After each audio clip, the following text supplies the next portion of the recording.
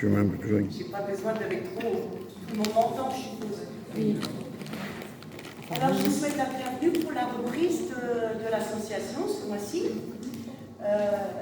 Donc, évidemment, comme vous avez vu, en juin, elle n'a pas eu parce qu'il y a des licences. Donc, on ne peut pas tout faire. Donc, voilà, on avait donc décidé d'arrêter en mai. Et donc, Sabine se reprenne un petit peu. Hein, voilà. C'est très bien passé. Oui, c'est très bien passé, mais bon, c'est toujours évident. Hein. Non, c'est vrai. Alors, donc aujourd'hui, ça sera, comment dire, le conférencier n'a pas pu être présent, donc c'est automatiquement nous. Et le mois prochain, nous allons chercher quelqu'un en espérant, puisque notre conférencière ne peut pas non plus. Il y a des fois des problèmes de santé, et là, ces temps-ci, je ne sais pas ce qui se passe chez les conférenciers et les médiums, mais on tombe tous malades les uns derrière les autres. Donc voilà. Et comment dire, donc ce mois-ci, donc on va choisir de ne pas faire de conférence, mais de faire des questions-réponses, c'est-à-dire que tout simplement que beaucoup de personnes se posent des questions sur le monde de l'au-delà. Je dis bien questions-réponses sur le monde de l'au-delà. Et nous sommes là pour répondre à ce que nous savons.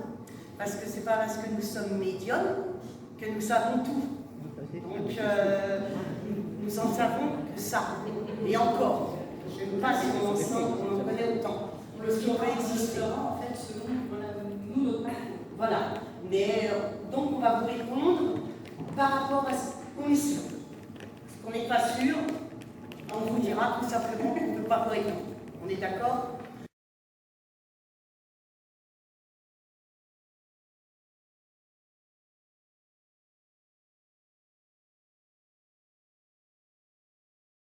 Alors, non, c'est pas que quand la personne elle décède, au moment qu'elle décède, elle va aller de l'autre côté à l'endroit où sont ses vibrations.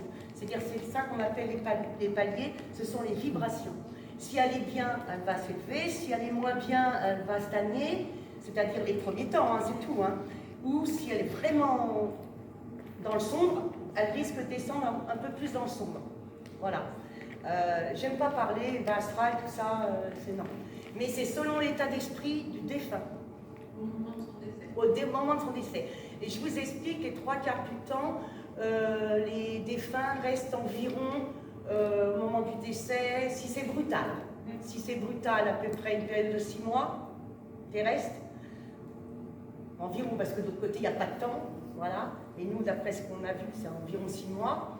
Et si ils étaient prêtes à partir et qu'ils partent décontractés, qu'ils partent tout en sachant qu'ils n'en peuvent plus, eux, ils partent directement. Ou alors, ils vont simplement partir après leur funérailles. Mais ceux qui partent plus tard, c'est surtout les décès brutaux, inattendus, parce que des fois, ils sont dans la matière, dans le matériel, et ils ont peur de laisser les leurs sans argent, quand il y a une succession de maisons ou de biens où leur épouse, c'est pour les pensions. Voilà. Vous savez, ils sont comme ils étaient sur Terre. Donc ils ont envie que leur famille soit en sécurité, donc ils partent quand leur famille soit en sécurité. Mais c'est pas si on va par là, les paliers, c'est les vibrations. Voilà. Et plus après ils sont de l'autre côté, plus ils vont lâcher la matière. Tout doucement, ils lâchent la matière. Après, les biens matériels ne les intéressent plus, et là, ils partent dans la lumière, ils s'élèvent. Les enfants partent généralement plus rapidement. Parce que c'est vrai que après, comme tu disais, tu as les défunts, voilà, mettent un petit peu de temps. Je ne sais pas si tu entends là. Si, ça va. Ouais, c'est fort, ça va. Les défunts en fait mettent un petit peu plus de temps pour partir, ils restent un petit peu sur la vie terrestre, selon justement leur état au moment du décès. Mais il y a aussi toute leur histoire terrestre. Il y a des personnes, forcément, les personnes qui n'ont pas forcément fait que du bien, ils ne vont pas forcément aller dans la lumière de suite. Il y a du travail à faire. Mais c'est pas pour ça qu'ils sont malheureux. Non, après. On ne peut pas dire que tous tout le monde ne sont pas non plus, mais ils sont face à la vérité, face à leur vie terrestre. Donc ils vont voir comme un film, comme une image, toute leur vie défiler, ça c'est la vérité. Et où, tiens, j'aurais pu agir différemment, j'aurais pu faire comme ci, j'aurais pu faire comme ça. Le mal que j'ai fait à cette personne-là, je le ressens. Voilà, donc, et toutes ces choses. Et c'est à force de se pardonner de tout ça, parce qu'on n'est pas des personnes parfaites, sinon on ne serait pas venu ici, hein, on serait resté de l'autre côté, si on était parfait. On est d'accord, on est là pour travailler, pour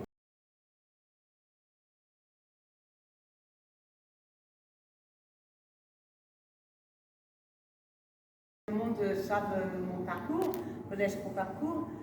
Moi, je suis médium donc depuis ma toute petite enfance, hein, aussi loin que je me rappelle, ça peut remonter entre 5 et 6 ans.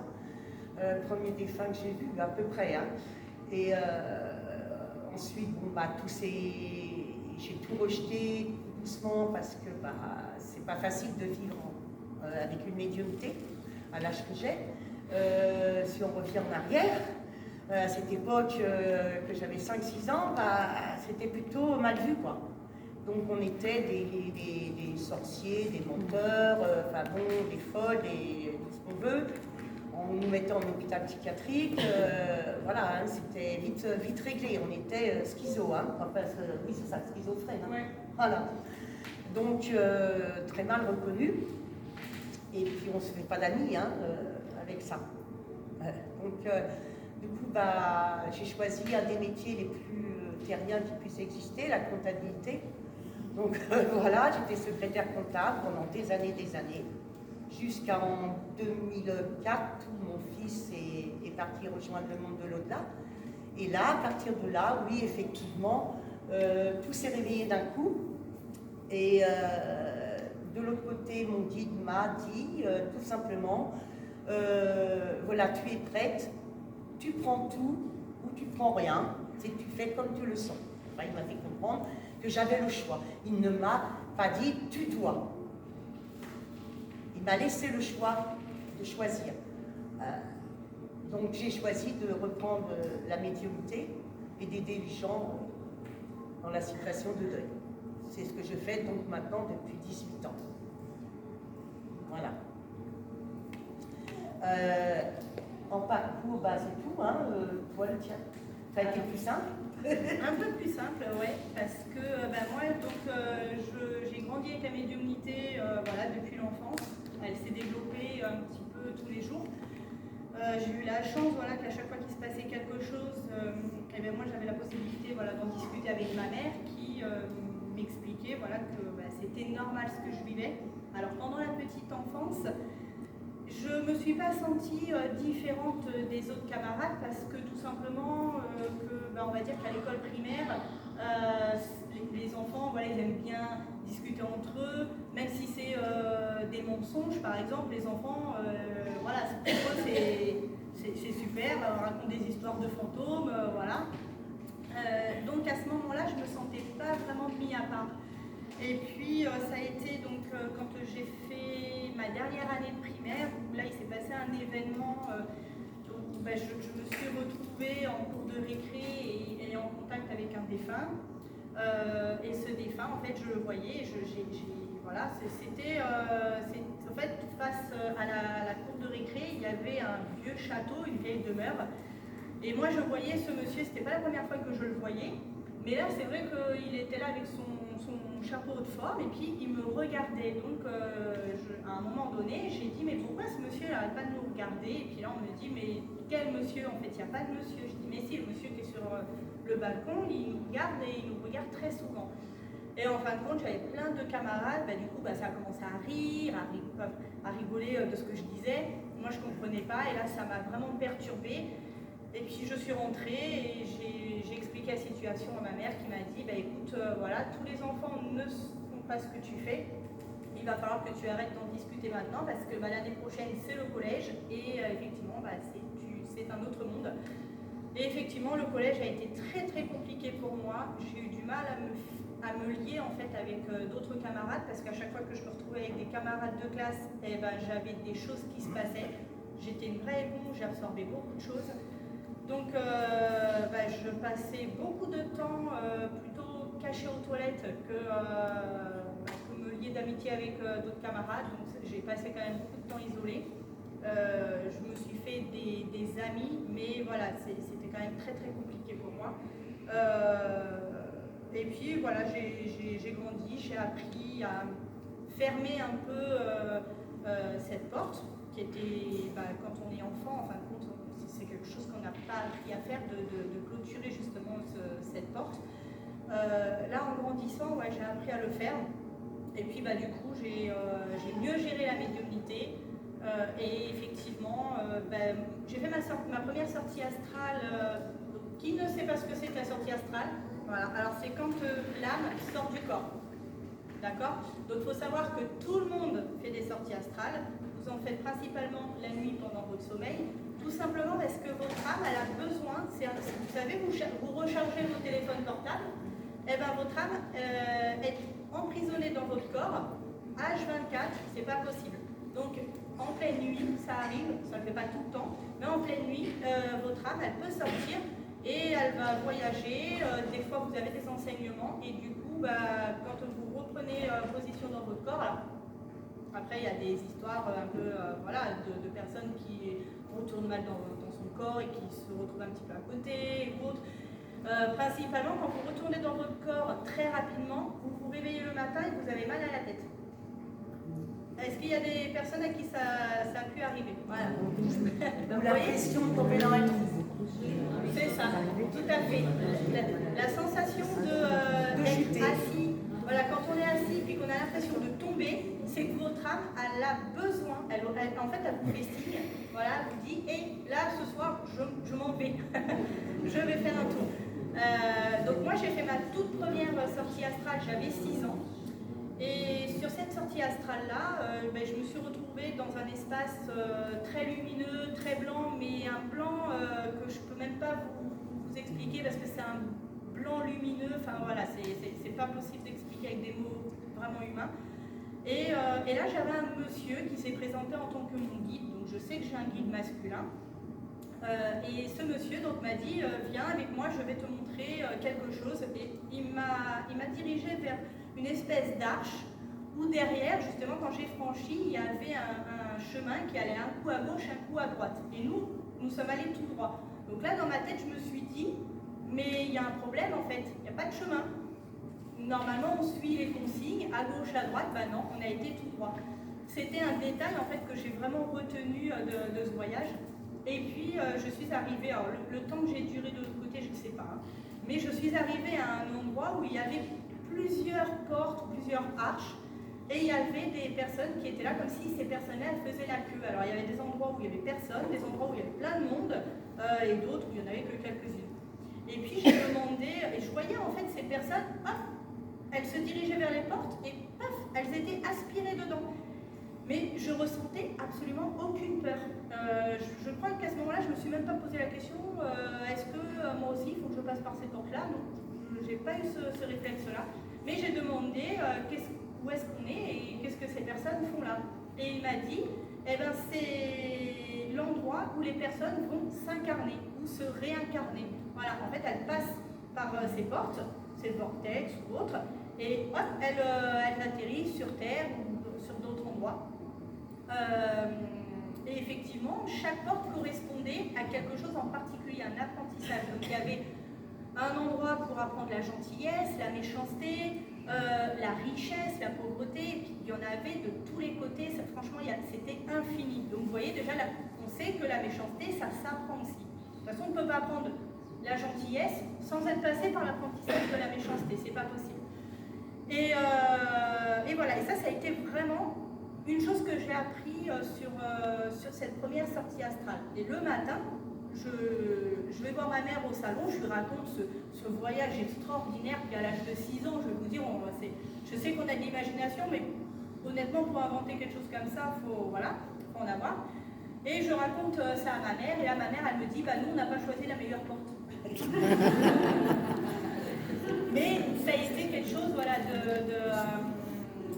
quelque chose qui me marquera vraiment à jamais. On arrive à apprendre par rapport à notre parcours, par rapport à ce qu'eux nous disent déjà dans notre enseignement. renseignements et par la transcommunication ou l'écriture automatique. Donc forcément, on arrive à avoir des petits détails et après c'est à nous de, en gros, de faire le mixage. Et d'en sortir quelque chose, essayer de comprendre du moins. C'est pas toujours évident. Hein, c'est comme les guides de Kolorski m'ont dit qu'on était là pour apprendre, sur cette terre pour apprendre. Ça, c'était à une époque je vais parler de ça, il y a 10 ans en arrière. Il y a tout juste 2 ans, mon guide m'a changé ce qu'il m'avait dit. En fin de compte, il m'a dit, tu es là pour mettre à exécution ce que tu connais déjà. Alors je dis, mais c'est pas ça que vous m'aviez dit. Il me dit, oui, mais si on te l'avait dit, expliqué de cette manière-là, il y a quelques années en arrière, tu ne l'aurais pas compris. Alors il me dit, maintenant, le vrai terme, effectivement, c'est qu'on vient sur Terre pour mettre à exécution ce qu'on sait déjà. C'est-à-dire, on a la théorie, mais on n'a pas la pratique, comme dirait l'autre. On connaît tout, on a toutes les connaissances de nos vies passées, du jour de notre mort, de tout ce qu'on a pu faire depuis toutes nos vies. On l'a tous dans notre conscience. Sauf qu'on a un petit tiroir qui est fermé à double cadenas et qu'on n'a pas le droit d'avoir accès, bien sûr.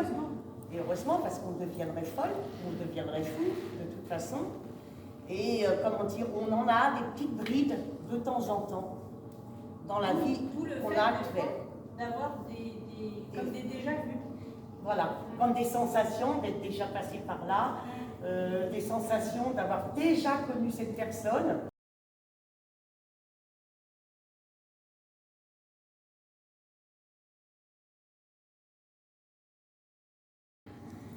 Votre conscience, elle sait que vous êtes sorti, c'est-à-dire elle a eu son enseignement. Elle a eu son enseignement pour les jours qui ont suivi votre voyage astral. C'est-à-dire, en principe, souvent, il arrive quelque chose après un voyage astral, des décisions à prendre, des choses comme ça, une route à prendre. Et c'est votre guide qui vous a enseigné, mais vous n'êtes pas obligé de vous en rappeler, mais votre conscience, oui. En tant qu'être humain, niet, on se réveille, plus rien, mais en tant que conscience, elle sait. Donc, ce qui fait, par exemple, je vous donne un exemple, hein.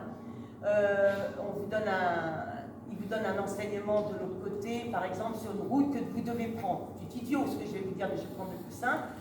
Sur une route que vous devez prendre les jours d'après, mais vous ne connaissez pas le chemin. Suivez votre instinct. Systématiquement, ça va être le bon résultat parce qu'on vous leur a donné l'itinéraire. Je dis ça en gros, hein, mais c'est évidemment, c'est une question de prendre un itinéraire, mais il y a des choses beaucoup plus... C'est votre enseignement, ne vous inquiétez pas. Mais vous n'êtes pas obligé de vous en rappeler quand vous avez fait ce voyage.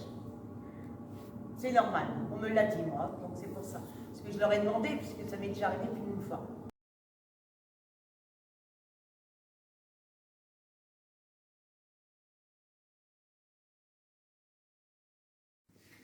Je commence. Je vais faire déjà sans photo pour le moment. Donc j'ai un monsieur qui est parti brutalement. Je pense que c'est crise cardiaque. Ce qui me montre là, arrêt du cœur. Pour moi c'est crise cardiaque, infarctus, voilà. Ce monsieur s'appelle Georges. Est-ce que ça parle à quelqu'un?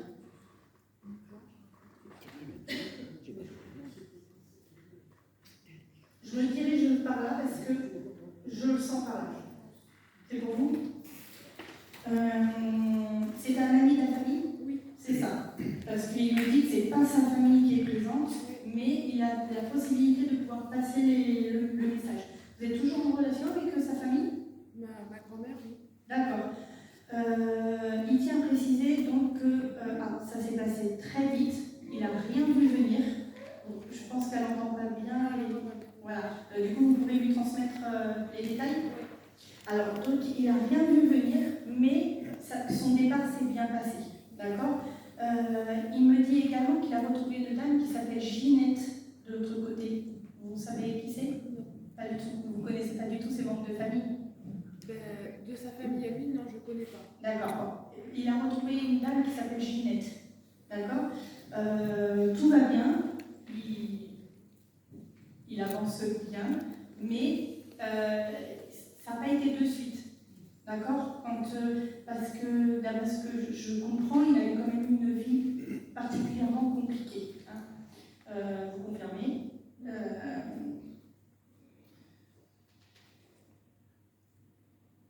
Il me montre aussi quelque chose qui tourne très vite, très vite, très vite. Un drapeau? Pardon? Un drapeau? Des drapeaux qui tournent? Je sais pas, avec le vent. On est en Bretagne. Non, j'ai l'impression que c'est plutôt sa vision. Est-ce que, vous savez s'il a eu des étourdissements vers la fin? On l'a retrouvé en fait dans sa grange. Il est tombé. D'accord, ok, parce qu'il me montre vraiment, ça fait comme ça et, enfin voilà, il m'étourdit. D'accord?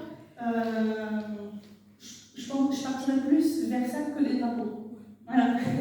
Mais ça aurait pu. Hein. Mais voilà. Il peignait. Est-ce qu'il peignait, Georges? Je crois pas. Vous savez pas? J'ai des dessins.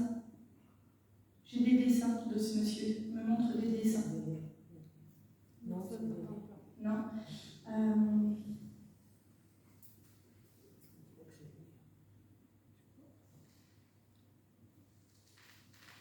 Peut-être pas lui. Ah si. Bon, pour moi, c'est par là. Donc c'est sûr et certain. Mais après, au niveau des dessins, ça peut représenter autre chose. C'est pas systématiquement, voilà, lui qui faisait des dessins. Moi, je dessine. Ah, vous dessinez. Il y a toujours un. Il dit jamais rien pour rien. D'accord? Systématiquement, on trouve la réponse au bout d'un moment. Donc vous dessinez. Voilà. Moi, j'ai des dessins. Il me montre des dessins.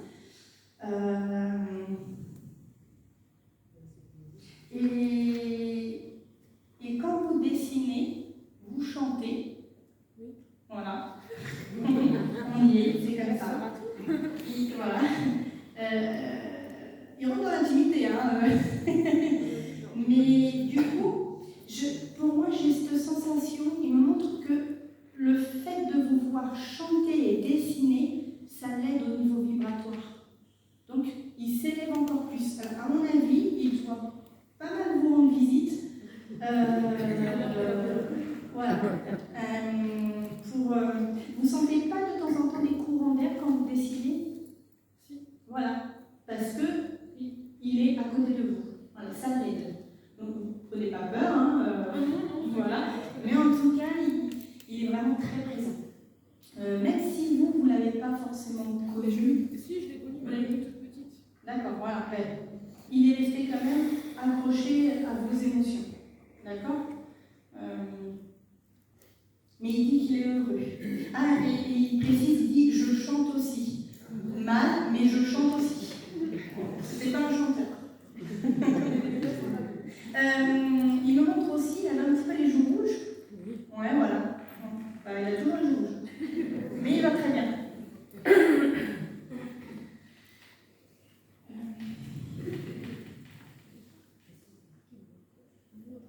Chez votre fille.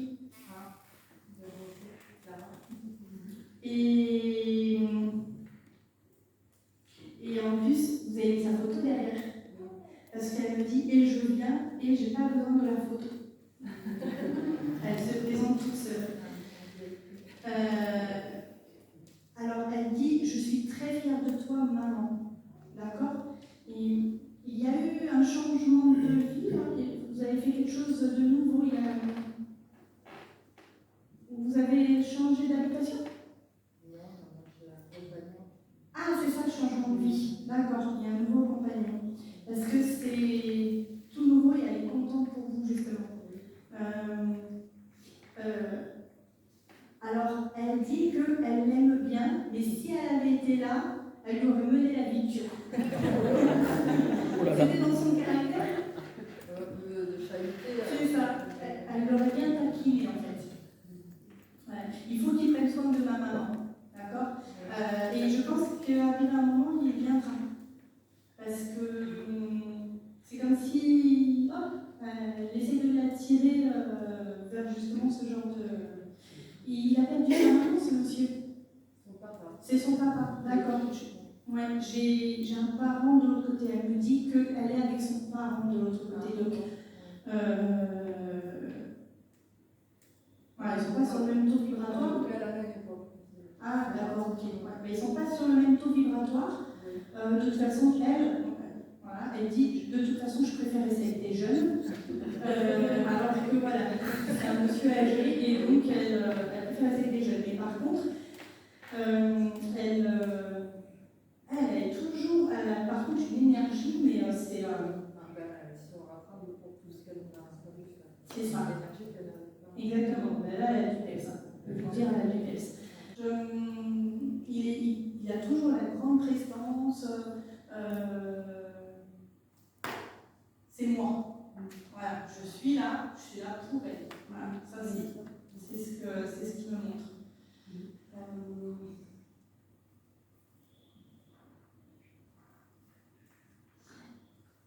Il te remercie d'être passé au-dessus de la colère. C'est un suicide. Oui. Il dit qu'il est passé au-dessus, enfin que tu es passé au-dessus de la colère. Ça, voilà, ça y est. Là, il est content, justement.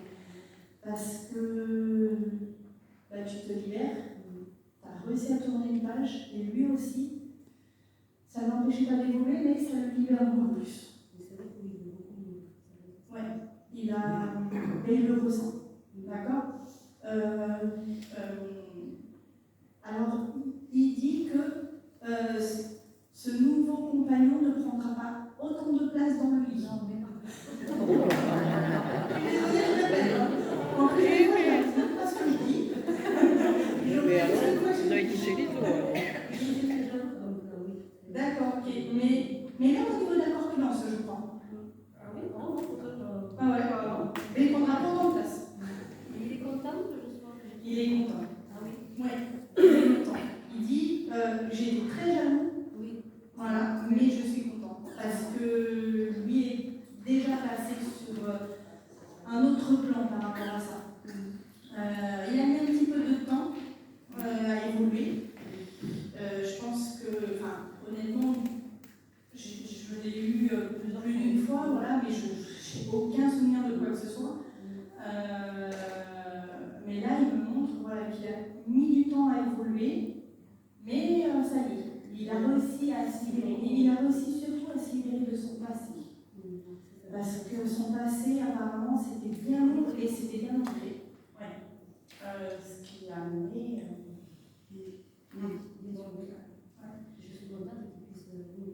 Il évolue très très bien. Maintenant, c'est comme si en fait c'était une marionnette qu'il a lâché et il a coupé les cordes. Il s'envole. D'accord. On va lui aussi.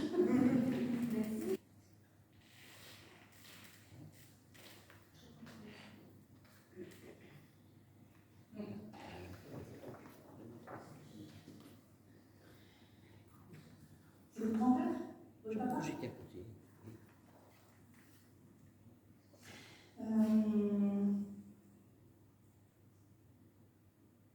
Il dit qu'il continue à se cultiver. Il aimait beaucoup apprendre de nouvelles choses.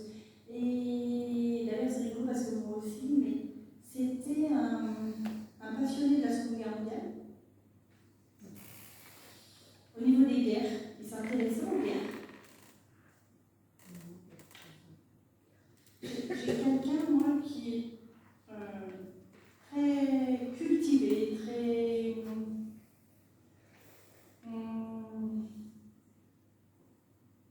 Et Monique, ça vous parle? Monique.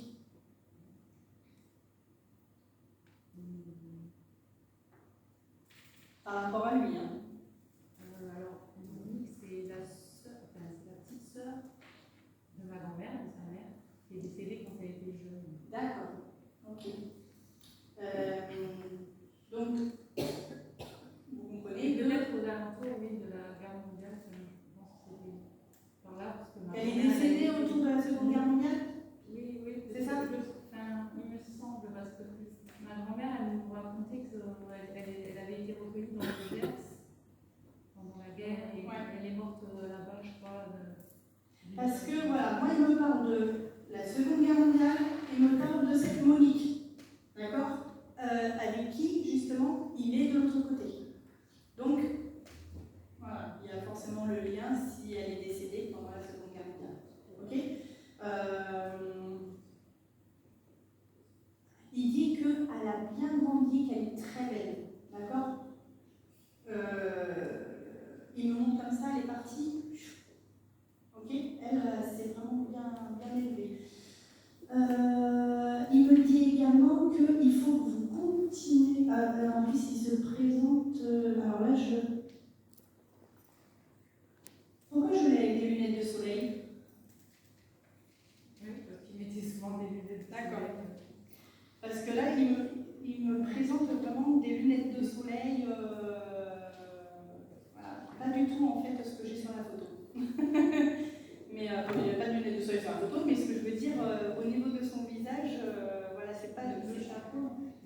Il n'a pas de chapeau? Alors, pour vous avouer, j'ai pas eu le temps de regarder le chapeau. J'ai pas eu le temps, ça a été les lunettes de soleil où il m'a vraiment bien accroché dessus pour me montrer, parce que pour lui, c'est quelque chose de reconnaissable. Des oreillers, des trucs en dessous de dos, c'est des oreillers, des trucs. Voilà, et j'avais toujours mal. Elle me dit, c'est triste de partir dans de telles souffrances. Voilà. J'aurais préféré partir sans, avec beaucoup moins de souffrance. Bon, elle était très croyante. Hein, très croyante, donc il n'y a pas eu de problème, comme elle me fait comprendre. Là, une qui me dit, je ne me suis pas retournée. Ce qui veut dire qu'elle a fait beaucoup de bien dans sa vie, et elle ne s'est pas retournée, c'est-à-dire elle a dû partir dans la lumière approximative après ses funérailles. Hein, parce qu'ils aiment bien attendre, voir ajouter un petit coup de tiens, qui c'est qui vient, les funérailles, et pourquoi il est là celui-là, je ne le voyais jamais. Voilà. Et ils aiment bien surveiller les funérailles. C'est surtout qu'ils aiment bien qu'on fasse ce qu'ils avaient envie qu'on fasse. Donc, sinon ils viennent vous chatouiller doigt de pied. Hein, et elle me fait comprendre que voilà, elle me dit je suis partie en paix et allée en paix. C'est ce qu'elle me dit. Elle me dit ne regrette rien. Pourquoi des regrets? Qu'est-ce qui vous avez regretté des choses par rapport? Parce que vous êtes culpabilisé. Moi, souvent la voix. Et ça vous a culpabilisé. Alors elle me dit pourquoi des regrets? Pourquoi tout ça? Elle dit tu te fais du mal. Pour rien. Je sais que tu m'aimes. Tu me le dis assez souvent. Donc vous devez dire souvent. Tous les jours. Voilà. Alors elle a l'air de dire, bon, c'est bon, tu me le dis. Ça va. Voilà, c'est un peu ça. Votre maman, ça serait un peu ce style-là. Tu sais, tu me l'as déjà dit, tu ne vas pas me le répéter 50 fois. Voilà. Elle avait bon caractère. Vous êtes la petite fille? Oui. Hein, vous êtes 3? Non, on est plus. En petite fille? En petite fille, oh non, alors on a. Pourquoi ne pas de 3 petites filles? Ben parce qu'il y avait 3 petites filles qui venaient la voir. Ah, il y avait 3 petites filles qui venaient la voir. Donc c'est normal qu'elle y passe. C'est ça qu'elle veut me faire comprendre. Hein. C'est un peu, c'est pas pour ça qu'elle n'aime pas les autres. Hein. Non, non, mais elle veut me montrer ceux qui se sont occupés d'elle, ceux qui ont été là. Voilà. Mais c'est pas pour ça qu'elle n'aime pas les autres. Mais c'est ce qu'elle me fait comprendre, qu'elle remercie tout le monde. Et donc ces 3 petites filles. D'accord? Votre papa était déjà de l'autre côté? Oui. Ah, voilà, c'est pour ça, donc ils se sont rejoints. Oui. Hein? Ils sont main dans la main, il n'y a pas de problème. Voilà, elle dit nous reconstruisons notre monde. Donc ils sont en train de de reprendre une vie d'un amour différent, parce que ça n'a plus rien à voir avec l'amour terrestre, mais voilà, ils sont ensemble. Comme s'ils se mettaient dans une bulle, vous voyez. J'ai quelqu'un qui a beaucoup souffert, mais pas dans sa vie, pas au moment de sa mort. Une petite dame. Est-ce que ça vous parle? Est-ce que c'est une des sœurs? Une petite dame qui a beaucoup souffert dans sa vie, qui a eu comme si qu'on l'a un peu d'abandon, un peu de, je sais pas, comme si qu'elle se sentait mal, isolée, seule. Vous savez qui? Ma sœur. C'est votre sœur? Elle est de l'autre côté? Non. Non, moi je parle d'une personne qui est de l'autre côté. Une petite dame, pareil, hein, le même style de cheveux, voilà, cheveux raides aussi, qui est partie depuis longtemps. Oh oui, au moins une vingtaine d'années. Ah, bah, c'est une de ses amies. Et elle a beaucoup souffert dans sa vie. Et elle me fait comprendre que maintenant, qu'est-ce que je peux être heureuse ici. Voilà. Pour le moment, elle n'a pas envie de redescendre. C'est ce qu'elle veut me faire comprendre. Voilà. On ne va pas lui donner tort. Hein. Ouais, voilà. Votre maman aimait beaucoup les fleurs. Oui. Les genres de fleurs blanches. Je ne sais pas. Je descends. Non, j'en ai des blanches, moi, là. Elle me montre des blanches, des toutes petites fleurs blanches, je ne sais pas ce que c'est. Ça sent bon. Jasmin. Donc, de jasmin. Ça sentait très fort. Ça sent très fort. Autour du jardin. Ah, bah voilà, c'est bon du jasmin qu'elle me fait sentir. Ça sent très bon. Et c'est tout. C'est que des toutes petites fleurs blanches. Et il y en a partout. Mais ça fleurissait tout le temps. Voilà. Elle me montre ça. Elle les a vues. Vous avez vendu. Oui. Ah, c'est ça. Ça, elle aime bien les fleurs de jasmin. Voilà. Elle dit qu'elle est très fière de tout le monde. Hein? Qu'il faut avancer dans la vie. Que la vie ne s'arrête pas à la mort. Je ne suis pas morte. Voilà ce qu'elle veut faire comprendre. Je suis en vie. Ok? Vous devez continuer. Mettez de la musique. Pourquoi elle aimait beaucoup la musique? Oh oui. Ah voilà. Parce que pourquoi elle dit ça? Elle chantait. Ah, voilà, parce qu'elle met de la musique. Vous en mettez peut-être pas assez. Bon, bah voilà. Elle dit que vous devez mettre de la musique pour vous détendre, pour vous faire du bien. Il y a quelqu'un qui veut s'acheter un vélo, qui veut prendre un vélo, qui veut du vélo. Ah, vous hésitez entre le vélo à pédale et le vélo électrique? Voilà. Alors, elle dit tu te fatigueras pas assez sur un vélo électrique. Ça veut dire, je suis désolée, hein. Elle a l'air de dire que le vélo électrique, bon, c'est bien, mais c'est pas ça qui va t'aider. D'accord? Donc, à vous de faire le choix. Oui. Hein? Vous avez gardé son médaillon? Oui. Pourquoi il est dans le noir? Parce que j'ai mis dans une boîte. Ça ne plaît pas. Ah. Mon médaillon n'est pas fait pour être dans le noir. Oui. Hein? Il est fait pour être mis à la lumière. Je ne sais pas ce que c'est, mais voilà. Vous devez savoir pourquoi elle dit ça. Hein? Elle dit, ma fille, je suis très heureuse maintenant. Ok? J'ai retrouvé les miens. Donc elle a, voilà, il n'y a pas que vous, elle a une majorité de personnes de l'autre côté. D'accord? Donc elle a retrouvé la famille. Ça a été rapide, brutal. C'est pas un suicide? Non. Il n'était pas bien. Oui. Hein? Oui. Soit que lors de l'accident, si c'est accidentel? Non. C'est bizarre. Ouais. Maladie? Est-ce qu'il s'est... Oui. Ouais. Voilà, Oui. hein, bon, c'est pas grave. Le truc, c'est que ouais, j'ai quelqu'un qui était mal dans sa peau. Voilà. Hein? Oui. Voilà, c'est clair, qui était très mal dans sa peau. Il me dit qu'il ne trouvait pas son chemin, il ne trouvait pas sa route. Je répète, hein, vite, parce qu'il parle vite. Alors, vous m'arrêterez, hein, mais... Alors, voilà, il ne trouvait pas son chemin, il ne trouvait pas sa route, il n'arrivait pas à trouver les relations qui lui convenaient. Il dit tout ce qu'il entreprenait échouait, donc j'étais là pour rien. La colère montait, et voilà, et donc j'ai tué mon corps. Ouais. C'est pour ça que j'avais un sentiment de suicide. Alors il demande pardon, il fait un long cheminement. Il est dans la lumière, attention, hein. Je veux pas, mais il demande pardon de toute la souffrance qu'il a pu occasionner autour de lui. Et il dit, si je te demande pardon, c'est que tu le mérites. J'aurais pas voulu. Tu as été la maman qu'il me fallait. Mais je n'ai pas su prendre le chemin que j'aurais dû prendre. Ce n'était pas à toi voilà, tu m'as montré beaucoup de choses, mais ce n'était pas à toi de me mettre sur le chemin, mais à moi de le trouver. Et je ne l'ai pas trouvé. Voilà la raison pour laquelle je pourris mon corps. Voilà, c'est un peu le terme qu'il emploie. Mais il dit maintenant je suis heureux, j'aide les autres.